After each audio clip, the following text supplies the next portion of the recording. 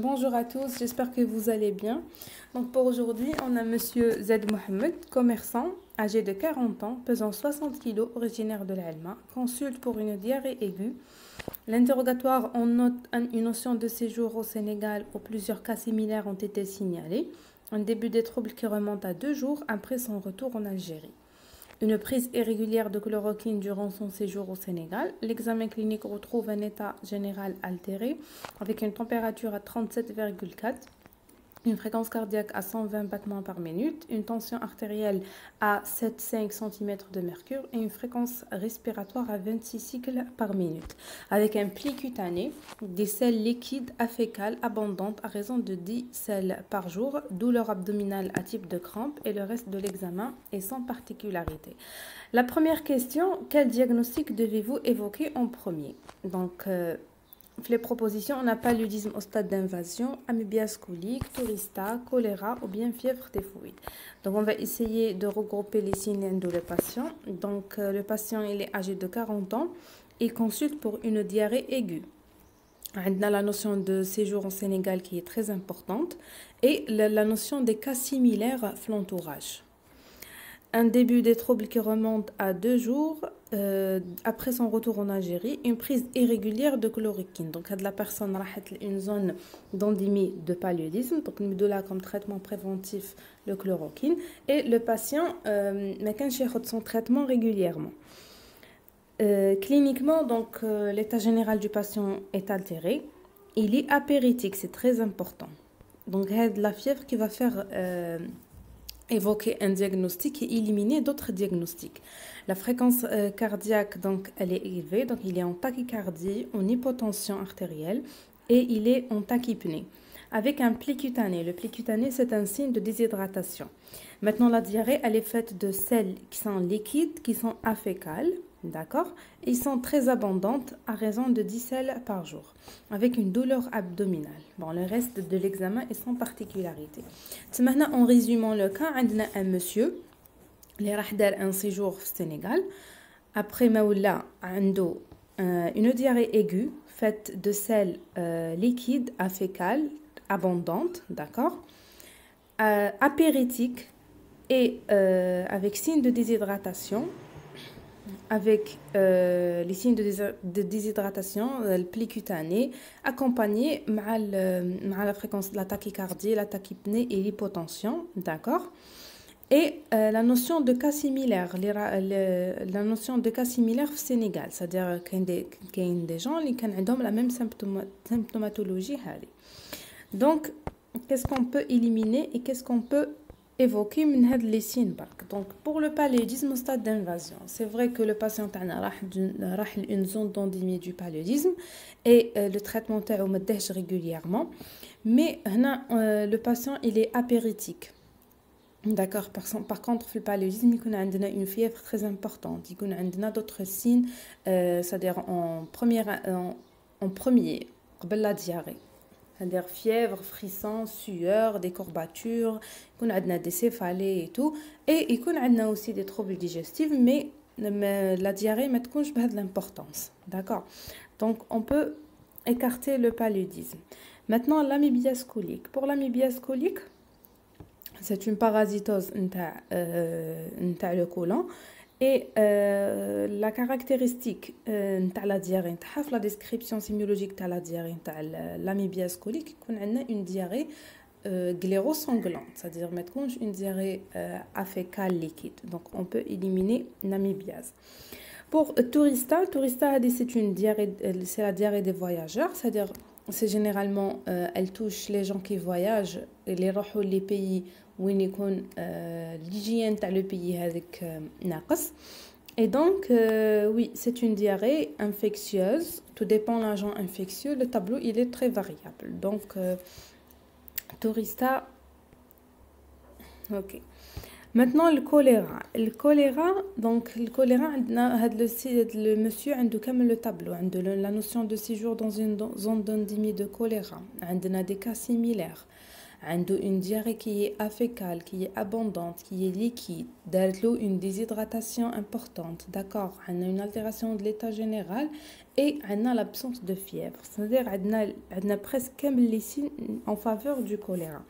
Pour la fièvre typhoïde, donc on n'a pas de fièvre. La fièvre typhoïde, on a une fièvre avec une dissociation du pot. On a une tachycardie et on a la fièvre et donc on peut éliminer la typhoïde. Maintenant, entre tourista et choléra, donc le tableau il est beaucoup plus vers le choléra. Donc c'est le premier diagnostic à évoquer. D'accord? Maintenant, la deuxième question, quel est l'examen complémentaire qui vous permet de confirmer votre diagnostic? Maintenant, si on prend le choléra, donc le choléra, c'est une toxi-infection intestinale, elle est strictement humaine, elle est très contagieuse à transmission hydrique liée au péril fécal.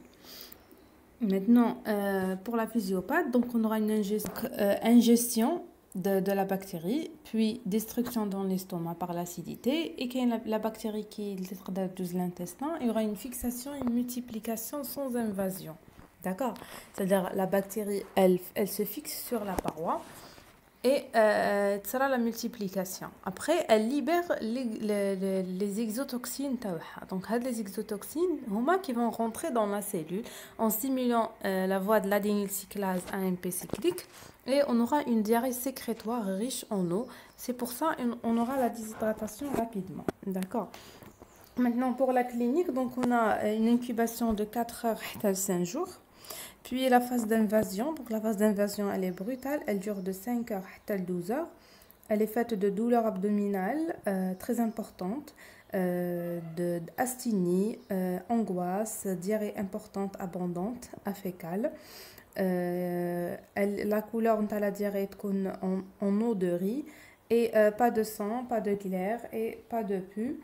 On peut avoir des vomissements incoercibles avec plus ou moins des crampes musculaires. Pour la phase d'état, c'est-à-dire on a les mêmes symptômes, les mêmes signes cliniques, c'est dominé par la diarrhée et par la déshydratation. Et la phase d'état, elle est courte, elle dure moins de 24 heures. D'accord. Maintenant, pour tout ce qui est examen complémentaire, on a 2 examens complémentaires. Il y a la coproculture. La coproculture, généralement, sur un milieu spécifique et ça dure 8 heures à peu près. Et on a l'examen direct des selles. Donc, soit un examen direct des selles, on peut voir la bactérie, soit après culture. Donc, on a une coproculture. La troisième question, quel est le germe causal? Donc, le germe causal, c'est le Vibrio choléra. La quatrième question, on a le traitement. Quel est le traitement spécifique de la première intention qui est recommandé? Donc, qui fait la gravité, c'est la déshydratation. Donc, la réhydratation, c'est en premier lieu. C'est la réhydratation. Après, on donne un traitement antibiotique, c'est normal. Donc, la réhydratation avec un traitement antibiotique. Bon, on peut donner plusieurs antibiotiques, mais en première intention, on donne les cyclines, c'est-à-dire une déshydratation avec les cyclines. Et donc, c'est la réponse C, des réhydratations avec doxycycline. L'antibiothérapie, c'est 3 à 5 jours. D'accord?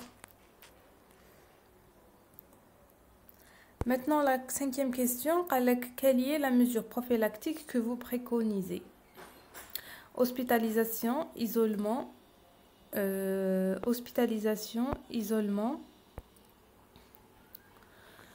isolement ou chimioprophylaxie de l'entourage. Oui, donc le patient, on doit l'hospitaliser, on doit l'isoler parce que c'est une diarrhée très contagieuse pour éviter la contagiosité. Et la chimioprophylaxie de l'entourage par une antibiothérapie. D'accord? Donc, la réponse, elle me semble juste. Pour la réponse B, l'hospitalisation, l'isolement et la vaccination de l'entourage. Bon, la vaccination du choléra, ça existe, mais elle n'a pas d'indication dans la prophylaxie. Fait le cas, qui connaît déjà des malades. D'accord? L'entourage de le malade. Par exemple, le patient, je vois l'entourage, par exemple, la famille, d'accord, ça ne sert à rien de les vacciner. D'accord. Par contre, c'est la chimioprophylaxie par des antibiotiques. D'accord. La vaccination, généralement, donc c'est pas très répandu, mais généralement, il est pour des médecins, les connus déjà, mazal, ma همش en contact avec des patients, en رايحين يخدموا مع des patients عندهم le choléra. C'est-à-dire c'est avant le contact. D'accord. Ça sert à rien de vacciner qui qu'on a déjà c'est-à-dire qu'on est déjà en contact avec des personnes malades. Bon, hospitalisation avec isolement pour la réponse C, donc là, elle manque la chimioprophylaxie. Conseil hygiéno-diététique, donc aussi c'est insuffisant. Et l'hospitalisation plus moustiquaire, donc ça parle pas du choléra. Et donc la réponse juste, c'est l'hospitalisation, l'isolement et la chimioprophylaxie de l'entourage. Pour la chimioprophylaxie, donc on a généralement, on a le sulfadoxine, c'est des comprimés à 500 mg. On prend 3 comprimés par jour en une seule prise. D'accord, c'est généralement un le plus utilisé. Et voilà, c'est tout pour aujourd'hui. Bon courage pour le reste et merci.